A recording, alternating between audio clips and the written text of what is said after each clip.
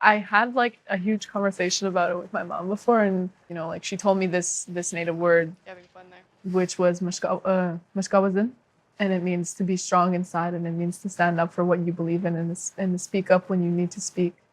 And when I heard that word, I started crying because it felt so like deep in my heart, like it just stuck there. And I was thinking about everything that is going on now, and she kept telling me, she's like, we need a voice as things happen to us. It's like it's not as important as something happening to another culture or another religion, because we've never really spoke up, and we've never really made ourselves like there. We've never been the people to go to, the people to put on the news.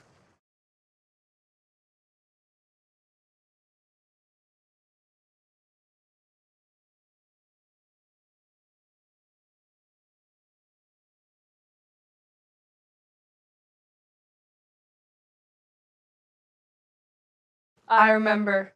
I remember the cries, the broken homes, and the missing friends.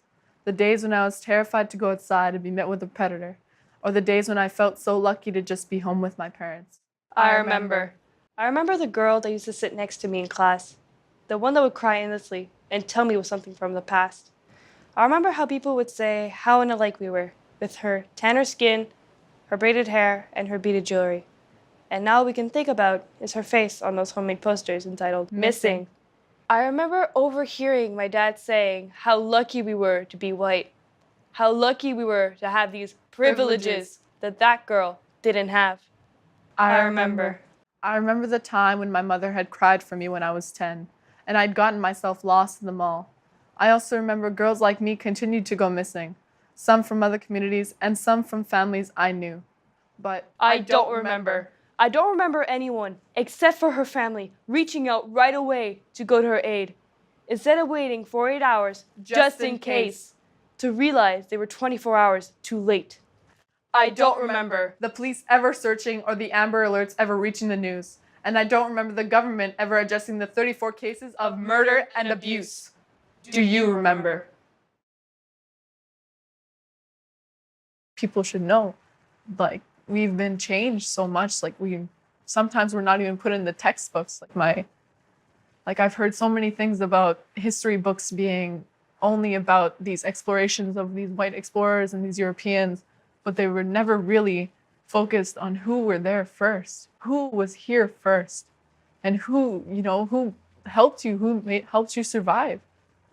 And they don't talk about the consequences that we went through for trying to help everyone, for trying to give our appreciation to them, and let them into our community. We were trying to accept them. And and just knowing that people still believe in that same thing today, it's really hard. It's really hard. It's really hard to believe that. People don't know where we come from. People don't know like what we've gone through. Like, I know many of my ancestors that went through residential schools. And for me to be as privileged enough to be here and not anywhere else. Well, when I told my mom, I remember she was like, I want you to be the one to, tell the world about it. She said that she didn't want me to stop, stop telling people about it, stop informing people about our culture, because one day, it's either we're going to die out or we're going to flourish. She said there's a lot of people who suffer from not telling the truth, from not speaking out, and we get overlooked because of that, because anyone who doesn't speak out doesn't get a voice. I said, okay, Mom, I'll do it. I said, I'll do it, for us. I'll do it for, the reserve. I'll do it for the community. The 34 missing cases of Indigenous women, the 34 cases of murder and abuse, like that all happened. And, like no one ever addressed that. Like even I've never seen that on the news. And, it was only until I started, doing actual research, and I started talking to my mom, and I started talking to all of my relatives, and I started asking them, like, have you ever heard anything about, missing Indigenous women other than the people on our reserve? And they said only a few, but never enough.